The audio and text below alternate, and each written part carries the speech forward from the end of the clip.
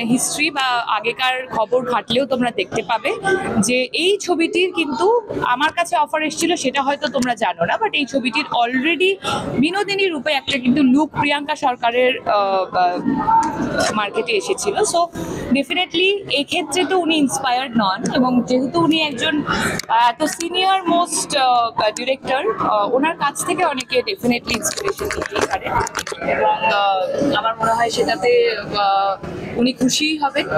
আর 2019-এর উনি 20-তে আমার কাছে অফারটি নিয়ে এসেছিলেন, তার আগে নিশ্চয়ই পুরো স্ক্রিপ্ট এবং রিসার্চ ওয়ার্ক করা হয়ে গেছিল, তাই সেই থেকে বুঝতেই পারছেন যে এই প্রশ্নটাই আর রাইজ হওয়া উচিত নয়। আর ডেফিনেটলি তোমরা বারবার নিশ্চয়ই একই ওই বিনোদিনী কম্পারিজনটা এখনই বন্ধ হয়ে যাক, কারণ আমাদের গল্পটা একদম অন্যরকম একটা গল্প। I have immense respect for every artist, because being an artist আমি সমস্ত আর্টিস্টের অনেস্টি এবং কাজের মর্যাদা করি।